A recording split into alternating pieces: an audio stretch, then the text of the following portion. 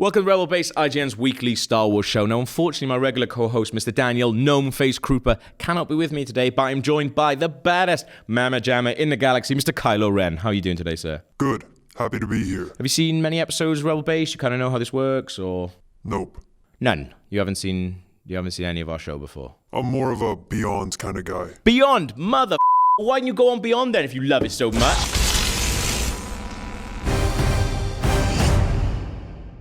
Rory, I think Rogue One is going to be pretty explodey. Why do you think that? Well, I'll tell you, Rory. Okay. Right? So this week, Scotch actress, because that's what you call people from Scotland, Scotch. Okay. They love it. They love being called Scotch. Yes, they do. But this week, Scotch actress and supermodel Eunice Olumide. That sounds like a name that could be in Star Wars, Olumide. to be fair. Sith Lord Olumide. She's got an amazing Glaswegian accent. She's really tall, and she is an actress as well as a supermodel. And she's going to be in Rogue One. That sounds so she was amazing. given an interview. She said, I did a small feature in Star Wars Rogue One. That was a really awesome experience. I don't have lines, but it was an incredible experience to be part of such an iconic film. I was originally supposed to play a nomad, but since I'm athletic, i.e. tall, I ended up playing a rebellion leader. I have this sort of mushroom on my head. Is that what it takes to be tall? Just height, and then because height. Is that what it takes to be tall? Height? Well, yes, sorry. Rory. Is that what it takes to be high up in the rebellion forces to just Tall. be tall? Well, I guess you've got Captain Phasma. This film are going to be obviously taking place in two different parts, so they're not going to know each other. But you got if you're pretty tall, I think you're probably going to help you out if you're in. I guess so. I would assume Akbar quite small on the all right. spectrum. He's like normal. He's like normal size. Normal size. But she's 5'9". I'm 5'8", I think, around. So she'd be a little bit taller than me. She'd be pretty imposing. But I like this idea that she's got a mushroom on her head. So maybe she's not going to be playing a human. Yeah. Or maybe she's got a funny looking hat. Maybe. Don't know. But she also says, I did not get any lines, so unfortunately we will not hear her amazing Glaswegian accent, but I got to wear this really outlandish costume and run through a bar while a tank comes after us. Then about 20 stormtroopers pile out, and there's loads of explosions. That sounds amazing. Sounds explodey. That sounds great. That's right up my alley. Yeah, Gareth. Yeah, explosions. Yeah, explosions, tanks, mushroom hats. This sounds great. Just a weekend, really, in my life. Yeah. But Gareth Edwards, the director, said that it's basically a war film. Mm-hmm. So I think what we're going to have, we're going to have, this war and these battles going on while this little subplot of trying to steal the Death Star plans is happening alongside it. Yeah. So I think, the war bit is going to obviously be one of the main figures. So maybe we'll see a lot of really cool battles going on. That's quite interesting as well if the elements where it is these huge battles and huge wars, if that's not necessarily the driving force of the narrative. No. It means you can have this sideline, these characters who end up getting caught up numerous times in these larger situations. That would be amazing, because then you don't need explanations and justifications for these insane scenarios. These are just backdrops for the characters to be placed in. It's interesting you should say that, Rory, because Gareth Edwards has directed 3 films that are pretty much like that. Monsters. Okay. Which pretty much happens in that. So you have this giant sort of weird thing going on. With all these monsters, aliens attacking the world, but you have this little love story going on. So it's all about small stories in a larger, with stuff going on a larger scale. And exactly the same thing happened in Godzilla as well. Yeah, very which he true. also directed. Very so you've got a giant monster attacking the city, and then you've got this sort of little family story going on. I said 3 films, I meant 2. Yeah. Oh, side note, Godzilla actually also has a Glaswegian accent. Really? Just never spoke in the film. Just roared a lot, but it's there. Trust me. But I really like the idea that he is really good at dealing with giant worlds, but really small scale stories that you can really relate quite to. Intimately. Because sometimes it can get a bit out of hand. I mean, do you relate to anyone in the Star Wars universe? Yeah. Which one? Yeah. Jar Jar Binks. Yeah. I feel hated by many when I read the comments. Loved by few. Well, Luke, yeah. I always kind of related to Luke. Because you kind of look like him. Yeah, exactly. Okay. Just but I like the idea. I'm really looking forward to it. I think we got a long time to go till Rogue One, December 16th. I know. Still no trailer yet. That's crazy. Krupa reckons we should have a trailer very, very soon. Otherwise, people can start getting antsy. Well, he's not here, is he? And I reckon we'll have one any day. Well, that's exactly what he said. Oh, I wasn't listening. All right, then, Rory. This is your first time on Rebel Base. It is my first time on Rebel Base. And you've got a little feature cooked up. Yeah, I'm really excited to be here. And in preparation, I have tackled something really cool. So earlier today, we were on the internet and we came across something that was actually really, really cool. So this was a video where essentially it was a YouTuber. It's better not be about cats, Rory. The what? It's better not be about cats. It's not about cats. Okay. That's my private time, not work time. Jeez. So this was a YouTuber or YouTube channel by the name of Dark Pixel. And what they'd essentially done is create a trailer for a game where they'd mashed up Star Wars and Mario Kart together. Excellent. Now, I was a little skeptical as well, because if someone pitches you that idea for a game, Yeah. I don't know, it could be a Why? bit tacky. It I'd could be be a bit well for that. tacky. There's a lot of Star Wars games that, maybe shouldn't have been made. I won't go into naming any names, because that's mean. But some of them are a little bit iffy. Okay. So this was a bit of a tough sell to me, but Okay. it looks amazing. It looks so cool. You got all the characters from the Mario Kart games riding about in Y-Wings, X-Wings, TIE Fighters. I think Slave 1 is in there as well. Very cool. Using the items from Mario Kart, but like going through the Death Star, going over Hoth. It looks amazing. Yeah. The only problem is this is a game we're never going to see. Okay. We're never going to see. Sadness. You can quote me on that. We're never going to see that. comes from the light. And unfortunately, that's not the only Star Wars game that we're never going to see. Because there's been a history of Star Wars games that have made it almost all the way up to release. Yeah. And then And what happened? shot down like a TIE fighter. Did you get rid of them? I got rid of them, yeah, because just weren't up to Jesus snuff. Christ, Rory. So, Okay, I'm so going to take you... what are these games? Unless, obviously, we haven't put Star Wars 1313 on this. Probably one of the most famous cancelled Star Wars games, I think. Also, might be coming back. Who knows? Who knows? But we don't need the heartbreak of talking about it again. It's covered. We do not. So what have you got for us then? So, I'm going to take us back to a time called 1983. Okay. Where there was a shoot 'em up game for Atari in the works. Now, this was called Star Wars Return of the Jedi Ewok Adventure. Sweet. Now, do you have any idea why this game would be cancelled? This was essentially a game where you played as an Ewok in the Ewok military, where you were a hang glide operator. The Ewok Marines? The Ewok Marines. The Eweens, I think it's called, where you glide through the forests, and the end goal is to take out a shield generator. Okay. Number one, maybe stop building the shield generators near where Ewoks live, because they seem to enjoy destroying those things. There was only one physical copy of the game ever made because the controls were insanely convoluted. And I think at the time, obviously we've come a long way since, But you could go on a hang glider. 1983. You could go on a hang glider. You could be an Ewok on a hang glider. Yeah. Why is this game not being made? You could also throw rocks at people. Excellent. As well, which is great if you don't want to do that in real life. Only one was ever made, and one of the developers gave that only copy to his son.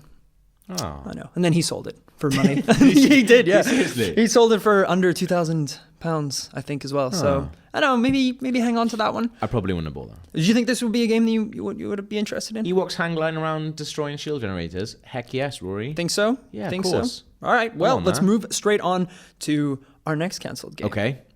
Rebel Warrior. Yeah, so... This is the one that I kind of look at. And you Okay. take control of a Wookiee. In the early days where Wookiees were like enslaved and they used them for really naughty things. Ooh. And basically you kind of would take control, from what I understand, of a Wookiee who wanted to be a rebel. Rebel Warrior, that's where the name comes You look like in. you're trying to take control of a Wookiee right now. I am. And he would basically be like Ben-Hur. Ben-Hur? That sounds so fucking Welsh. You'd basically be Ben-Hur.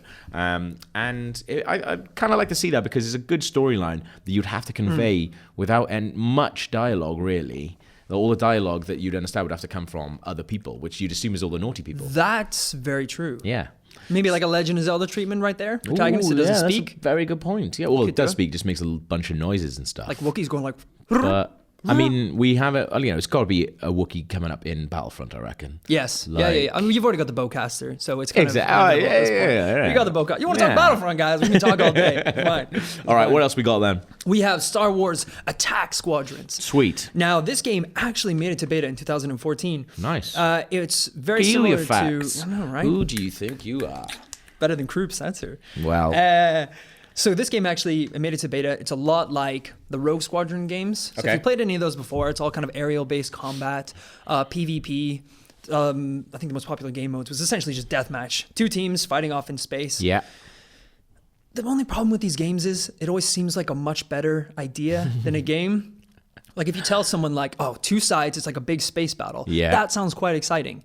If you've played Battlefront, which they do it quite well, to be honest, but space battles aren't that exciting. They're really really hard. They're really hard. And then what it usually is you both like go past and then swivel around to face each other again. And it's like, what's that medieval game with Duel.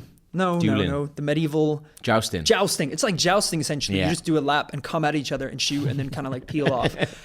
And then if no one dies or you don't crash into each other, You got to go up and around and do it again. So unfortunately, after the beta, it was cancelled. But it did look interesting, and there was a lot of customization. You could kind of like customize your own ships, build all your own stats. Yeah. But didn't make it. Didn't make it, unfortunately. Would you play that game? Not really. I think I would have done this, tried the beta, and then probably not. Sacked it off. Sacked it off. Yeah. All right. Smuggler then. This is another one I really like. So it's really titled Scum and Villainy, after the famous quote. So this is more focused on like stealthy and sort of smuggling things, as the name would suggest. Okay. And it was also like focused on like character building and also building your crew as well. So you're like sending crew out to do different things. How cool does that sound? So is this like a team management game? Kind of, yeah. But then it also, there's not many images of it. But it would also be like, you actually also play yourself as well. So maybe it'd be kind of like Assassin's Creed Revelations, where it's your Brotherhood, where you're like, also maybe Revelations, I don't know. There's too many Assassin's Creed games. Where basically you control of one person, then you can send out your brothers to do other stuff as well. Ah, that would be pretty cool. Yeah, like your little team. I like that little team management system. I do like a lot of games like that have like sub management where you can almost like send people out to do your own chores and then you gather resources, gather levels. Chore awesome. games. Chore That'd games. be good. I don't do chores in real life, so Unfortunately, that one was shit canned in 2005. Why? Do we have an explanation? Nope. Not up to scratch. Not good enough. The team wasn't People didn't performing. wanna. Maybe that's what it was. All right, what else then? We have Star Wars Battle of the Sith Lords. Right, okay. This looked amazing. I thought this was called something else. It had two different names. I think it was it had two. I think it was called Maul at one point, or Darth Maul, and then another time it was called Damage, something like that. But those are both development names. Huh? This is you at the board meeting, guys. We need something. We need something. No, this looks badass. Yeah, it looked incredible. So it was in development by a studio called Red Fly Studio, and they were actually contracted by LucasArts to make a Darth Maul game. But no more narrative was really. It was very, very messy in production. Yeah, like they didn't really know what they were doing, right? It was just called they just give him a title called Battle of Sith Lords and like, go off and do something. Like, shall we make a Darth Maul game? People like Darth Maul. He's pretty good. Got two sides. That's better than one. Yeah. So it eventually got to the point where one of the narratives that was actually being thrown around was Darth Maul working with Darth Talon. Okay. Now I think there's like 170 years between them. Right. So it was either going to have to be a clone or a descendant of Darth Maul. Right, okay. Baby Maul. Right. What's smaller than a Maul? Darth Shop? Darth Store? Something like Rory. Oh, Rory. So obviously that didn't work out. It didn't really work out. So it got to the point where LucasArts wouldn't sign off on things. Bastards. Because that narrative already sounds a bit muddy. A bit strange. So eventually, canned, scratched. I like the footage though. It looks really good. It looks really violent. It looks. It looks like there's loads of like arms and stuff flying off. It looks heads very being fluid. lopped off. Like the plus of having Darth Maul as your character is that you actually do have the longer lightsaber. Double-ended lightsaber. Yeah. So it's not kind of just like a hitting motion. It's very spinny, and it reminded me of the footage which you can watch online. Of like, did you ever play the Matrix game Path of Neo? Yeah. Like that, like lots of fighting, cool, right, swivelly, like almost like when you're making contact with people, you can see the detail. Like he was like lobbing off heads and all these flips and things. It looked really cool. All right. Compared to just regular shoot 'em up Star Wars games, which we have been flooded with over the years. I put this one in there. I mean, mostly because you wanted to do a list with 4 in it. Well, yeah. And I told you nobody does a list with 4 in. Roy Powers does. Rory Powers does a list with 4 in. Now I put Knights of the Old Republic 3 down here because this kind of felt like it was a game that was definitely getting made. First one was like a huge fan favorite. Second one didn't do as well, but people still really liked it. Yeah. And people, consider them as some of the best RPGs that have ever graced an Xbox console. Surely now, this was actually being made. It'd gone to like concept stage, people were doing it, but it never went any further. Surely now, though, a big Xbox One exclusive at E3, they're going to reveal this because Star Wars is probably bigger in game form. Just Star Wars in general is bigger than it's ever been. Yeah. We're going to see a massive Star Wars game reveal at E3. I am really, really excited with what the effect is going to be with the Star Wars games, with the success of the movies. Yeah. Because obviously we have the Star Wars movie, huge success, and it was expected to be a success. And now we've got all these spin-off movies that are going to be coming. Now we've had Battlefront, and Battlefront, there's some mixed responses, but overall, it's a great game. It's positive. We love it. Every time I hear you say Battlefront, the only thing I can think of is that Key and Peele sketch about Liam Neeson where they're just going, Battleship, Battlefront. And then I go, ah! Yeah. Lose my mind. So I'm really excited. I think over the next year, and hopefully at E3, we're going to see some big announcements with new Star Wars games. And I think that might be one of them. I literally just said that. Yeah, I know, and I'm reiterating. I think we've taken this feature as far as it's going to go. So, speaking of success and Star Wars being successful, so this week, Spielberg, Steven, revealed, him and Warner Brothers are going to move their movie adaptation of Ready Player One from December 2017 to March 2018. Okay. Why would they do that, Rory? What's coming out December 7th, Who knows? 2017? Does it have something to do with... You'd hope so. Okay. Mother flipping Star Wars Episode 8 is coming out December 2017. Yeah. So they've moved it because they obviously don't want to go up against Star Wars. But is that a good thing, though? I mean, is that a smart thing? Because it's freaking Steven Spielberg, man. If he can't go up against Star Wars, nobody can. I don't think it's the right thing. I think it's the sensible thing. I don't think it's the right thing because... it's nice to offer never people good an to alternative. bitch out of a situation. Never good to bitch out. Yeah. Never bitch out. But it would have been nice for people to have another alternative at that time of the year. Yeah. Is it going to get to the point when Star Wars is released and that's all that's playing in the cinema? It's just Star Wars on every screen because no one wants to go against them. Well, Rory, let's finance the shit out of this, right? Okay. So The Force Awakens opened everywhere on the 17th and 18th of December, and 16th if you're French, but don't worry about that. So 17th and 18th December 2015 around the world, right? That weekend it was out. Do you know what else opened that weekend in the US? So there was Sisters, which is the Amy Poehler, Tina Fey comedy. It's an R-rated comedy, clever bit of counter-programming for people who didn't want to go see Star Wars, maybe wanted to go see That's true. A comedy. First weekend that it opened on the exact weekend.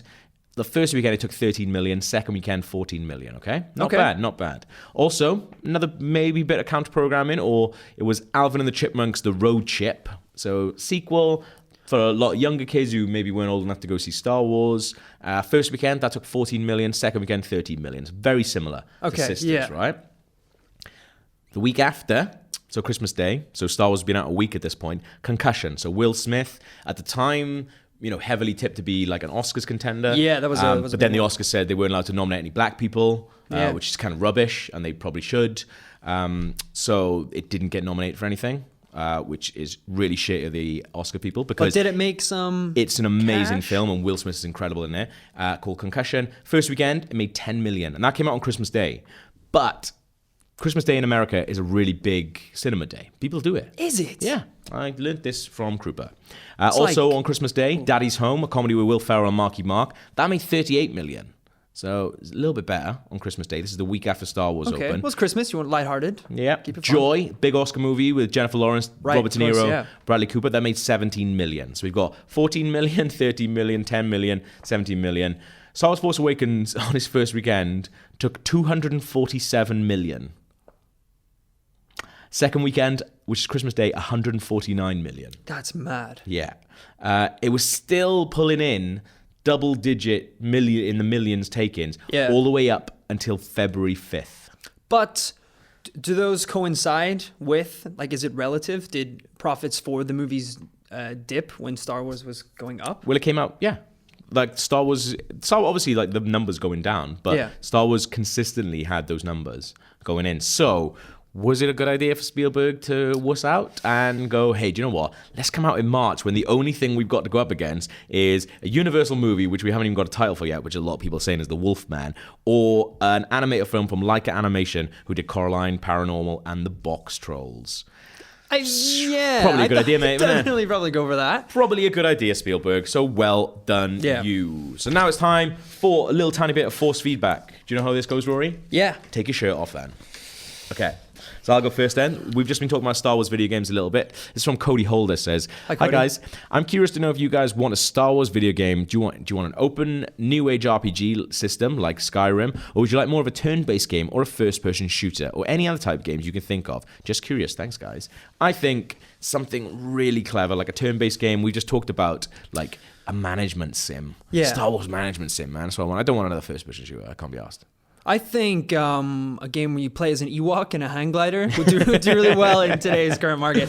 I actually like the idea of, don't kill me, of like a sort of Destiny Star Wars based game. So all the joys of an FPS shooter, but with a huge, in the Star Wars universe, free roam over, different parts of the world and level management, and that would be really cool. That would be really exciting. I'd play that more than I'd play Destiny in fairness. Because I love Battlefront. But it's all right. The only problem is it doesn't have a lot of lasting power. No. I don't really know. Once I've played a couple matches and you've unlocked everything, I don't really know where to go. So having like your own character that you can develop would be amazing. What's your bit of force feedback? Oh, I didn't realize I had force feedback. Now I do. What did you think those emails in front of you were all highlighted up?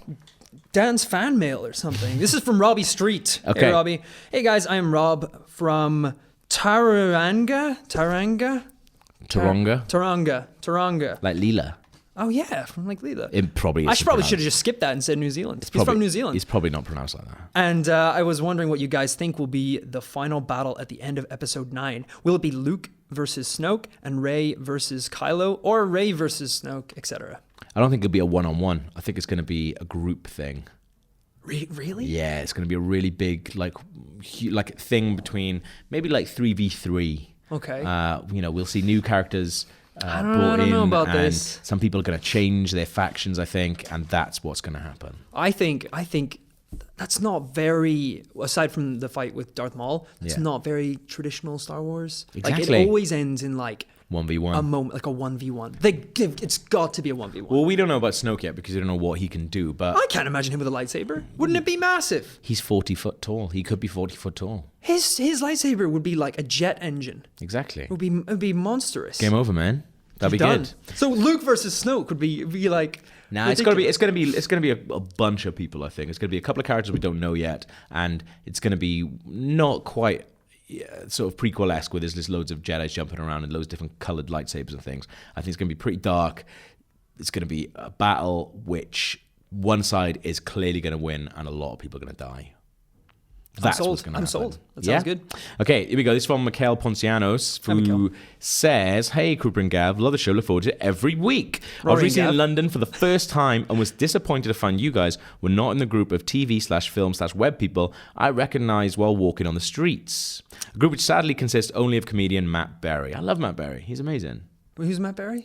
He's Toast of London. He's in a bunch of stuff. He's in the IT crowd. Oh, I know Matt Berry. Yeah. He's really, really good. He's great. Anyway, on to the Star Wars stuff. When we found out 2 of the new Star Wars anthology films were focusing on Han Solo and Boba Fett, I was disappointed. Since the Star Wars universe is so vast, I feel the right thing to do would be to expand the Star Wars film universe as well. I find films with new characters to be much more exciting. Finn was my favourite character from The Force Awakens. Am I alone? Maybe a new film after the first 3 anthology ones could even be set in a different era of the one always portrayed on film, such as in the expanded universe games and books. Thanks for the great show.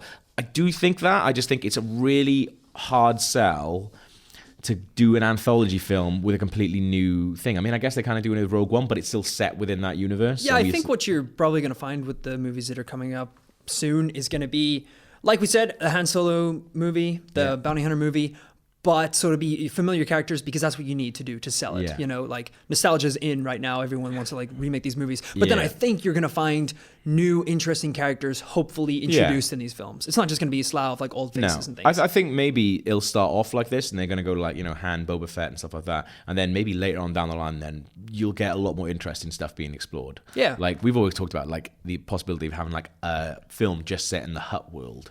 Imagine that. Yeah, it'd be really good. Would you watch that? Yeah, it'd be like Godfather, but with the Hutts. You come to me. Can you do a good job of the Hutt? That? Oh, was it my job of the Hutt? Let's read out your bit of feedback. This is from Thomas. That's not that bad. Should I read out this email in Java? No. Go for it, bro. Hello, Fuzzballs and Mr. Gnome. I don't have a Star Wars name yet, so unfortunately. Yeah, you don't.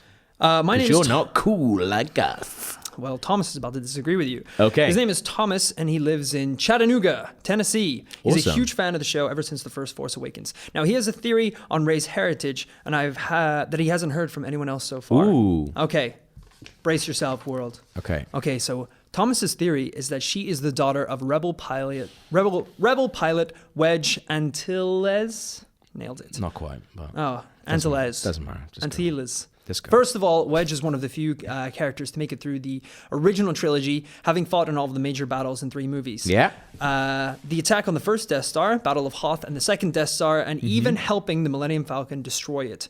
We see Wedge celebrating with the at the Ewok celebration, reaffirming that he made it after the battle. His survival instincts and excellent pilot skills show that though he may not be a Jedi, the Force was undeniably strong with him. Boom. That is awesome. What are your thoughts? Which character is this? Like, I he's one of the definitely know pilots. him, but I don't. So he's one of the pilots in... You'll know him. You'll see it. Okay. If I'll show you a clip of him, you'll definitely know him. Maybe Okay. you can edit it into this when you edit it. Yeah, That'd be good, wouldn't it? might do. You definitely won't. I won't. But yeah, no, I think it's a really cool idea. Like, as you say, like he's not a Jedi or anything, but you can tell that the Force is strong in him, and I really like that idea. Yeah, good theories. Do you think Well it's plausible, though? Do you think that's... I don't know if man. that's enough. Okay. It's Matt, he said it now, isn't he? Okay. So my final bit then just says iTunes. Just want to say I'm so glad you've put Rebel Base on iTunes. I listen to all my podcasts in audio form and love IGN, but was always disappointed that I couldn't listen to Rebel Base. So yeah, we've put the podcast on iTunes. We have, yeah. So Which is a great idea. Every Thursday you'll get this. I think we've put a couple of 4 episodes up on there, and then every week we're going to update with the newest episode as well. So if you like listening to us more than you like looking at us, which I don't blame you, because I mean, look at the state on us. Well, speak for yourself. But I won't be here all the time, Yeah. unfortunately. So. Then you can just listen to us on the Rebel Base thing. Go to iTunes. We were like number 2 in the charts the other day. Imagine if we were Really? number 1. I could tell my mum that I'd made it. That would be And amazing. She could write to the Valleys and tell them, like, I don't know, I guess next time I come home, it'd be like when the Beatles used to come home to Liverpool, and they'd just all be going... You have one of those mental. plaques outside your house where it's like Gav Murphy, Yeah. podcast in this living room. Podcast boy. Yeah. That'd be good, A isn't pod it? person. Excellent. This is from Fabian, who's a weekly viewer from Greece. Oh. Hi, Rory. And I messed that up because I was going to say Rory and Daniel. Hi, Gav and Rory. First of all, Gav, I think you should stick to Star Wars and your Captain Phasma theories because you'll find that the Nürburgring, what is this? Yeah, I got it wrong. Did you last mispronounce week. something? I'm the No, worst person to read this. I didn't mispronounce it, but I did confuse it. The Nürburgring and Nuremberg are 2 different things. Yeah, and one of them is they're 250 miles away from each other. I've That's had- quite a distance. I had quite a lot of tweets about that. Listen, it's not all going to be gold that comes out of my mouth, all Nah. right? Can't all be Captain And Phasma. it's all bronze from me. So don't Can't all expect be which one to have. Captain Phasma Gungan theories, right? I was wrong, and I'm happy to admit when I was wrong. Nuremberg and the Nürburgring are 2 very different things. That's my as good as we're going to friend. get, I think. So she would like to know, or he is a non-gender specific name. Anyway, I think it would be I a think good idea Fabian's for a pretty Fabian. gender specific name, isn't it? What? You could have a boy called Fabian. No, that's what I mean. Oh. They would like Have you to. ever met a girl called Fabian? I've never met a guy called Fabian.